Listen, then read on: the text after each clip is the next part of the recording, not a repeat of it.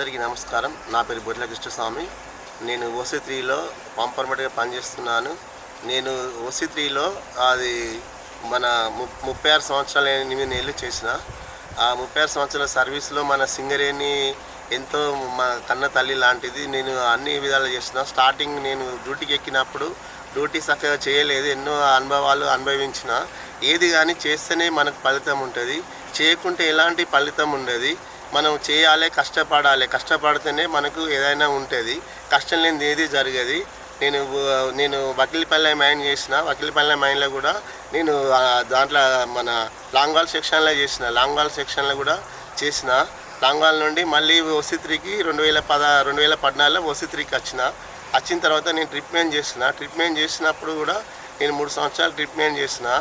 అప్పుడు కూడా నేను ట్రీట్మెంట్ చేసినప్పుడు కూడా నేను అందరికీ చెప్పేది, ఆపరేటర్లు కానీ ప్రతి ఒక్కరికి చెప్పేది ట్రీట్మెంట్ ఎట్లా పని చేయాలి, ఏం చేయాలని. నేను చేసినప్పుడు నాకు ఇన్సెంట్ వచ్చేది, అన్నీ వచ్చేది, వాళ్ళకి మోటివేషన్ చేసేది. మనం ఏది కానీ డ్యూటీ చేయాలి. నేను శ్రీరాంపూర్ డివిజన్లో ఉన్నప్పుడు చక్కగా డ్యూటీ చేయకపోయేది. అండర్ గ్రౌండ్ మైన్స్ కాబట్టి ఆ అండర్ గ్రౌండ్ మైన్స్లో మన వంగుదట్ట చేసేటోని, చాలా కష్టపడేటోని. ఇప్పుడు ఉన్న పిల్లలు అదృష్టవంతులు, వాళ్ళు చాలా అదృష్టవంతులు. ఎందుకంటే వాళ్ళకు అండర్ గ్రౌండ్ లేదు, పొగ లేదు, తట్ట లేదు, ఏది లేదు. మేమైతే పొగలు పోయేది, చెమ్మోస్ వేసేది, ఆ చెమ్మోస్ పొగలు వేసేది. మాకంటే సీనియర్స్ వాళ్ళు మా తట్టని తీసి వెనక పడేసి సీనియర్స్ ఎత్తుకున్నాక మేము ఎత్తుకునేది. మాకు తాడికి పోటీకి ఇస్తే మేము ఎంతో బాధతోటి మోసేది, బురదంతా కారేది, ఎంతో కష్టపడేది. అలాంటి కష్టం ఇప్పుడు సింగరేణి లేదు. ఎంత మంచిగా ఆడుతూ పాడుతూ పని చేసుకునేది వచ్చింది. నాకు సింగరేణిలో చేయడం చాలా అదృష్టము. ఓసీ3కి వచ్చినాక అప్పుడు నాకు డబ్బు అన్ని విలువ తెలిసి మంచిగా డ్యూటీ చేసుకున్నా, అందరికీ మోటివేషన్ చేసిన. కాకపోతే పంప్ ఆపరేటర్ వచ్చి ఇప్పుడు నాకు 2014లో ఇడికి వచ్చిన, 2019లో పంప్ ఆపరేటర్ వచ్చింది. పంప్ ఆపరేటర్ వచ్చినాక అండ్ కూడా చేసిన. నేను ట్రీట్మెంట్ చేసినప్పుడు ప్రతి ఒక్క ఆపరేటర్ చెప్పేది, ఏమని చెప్పేది అంటే, మనం చేసేది మన 10 ట్రిప్పులు, లంచ్లో 7, తర్వాత లంచ్లో 5 కొట్టేది, లంచ్ తర్వాత ఒక 10 కొట్టేది. 10, 5 సరిపోవు. మనం లంచ్కి ముందు ట్రిప్ కొట్టాలి, లంచ్ తర్వాత కూడా ట్రిప్ కొట్టాలా, 7 కొట్టాలి, లంచ్ తర్వాత 7 కొట్టాలి అనేది. 5 కొట్టి పోయేటోళ్ళని కూడా లేదు ఇది ట్రిప్ మనది, మన కోసం మనం ఇప్పుడు లాస్ట్ ట్రిప్ అంటేనే మనది. మనం ఏంటంటే లాస్ట్ ట్రిప్ మనం అది మన పైసలు మనకు సమస్యను కాపాడుకోవాలి. లేకుంటే ఇట్లా ఉండదు, లాభాల వాట రావాలి. సమస్యను కాపాడుకోవాలంటే మనదే. మన మీద ఓవర్మేన్లు కానీ, అండర్ మేనేజర్లు కానీ, షిఫ్ట్ ఇన్ఛార్జీలు కానీ వాళ్ళు ఒత్తిడి చేస్తారు, వీళ్ళు ఒత్తిడి చేస్తారని కాదు.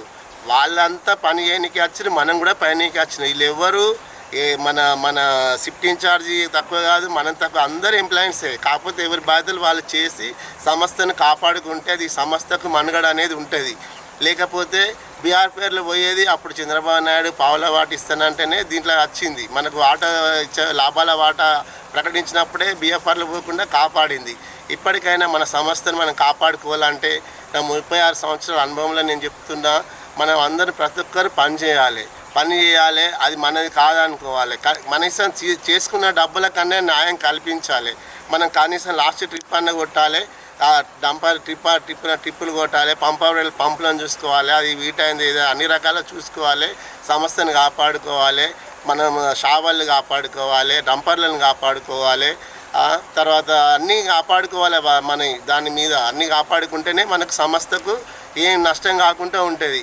కాకపోతే ఏ వస్తువు ఫెయిల్ అయినా, ఏది కాకపోయినా, మన లాస్ట్ ఒక ట్రిప్ కొట్టకపోయినా సంస్థకు నష్టమే అవుతుంది. అలాంటి నష్టాలు సింగరేణిలో ఎప్పుడూ తేవద్దు.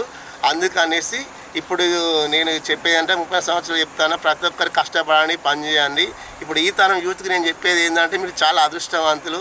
మీకు అండర్ గ్రౌండ్లో మైన్లు లేవు, మీకు లాడీసులు లేవు, దబ్బులు లేదు, పల్టీవాడులు లేదు.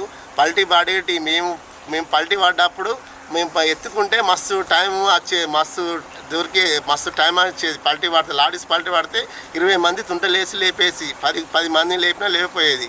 అలాంటి కష్టం లేదు. కాబట్టి ఇప్పుడు యూత్కి నేను చెప్పేది ఏంటంటే, సింగరేణిని కాపాడుకోవాలి, టైం పాస్ అనేది చేయొద్దు.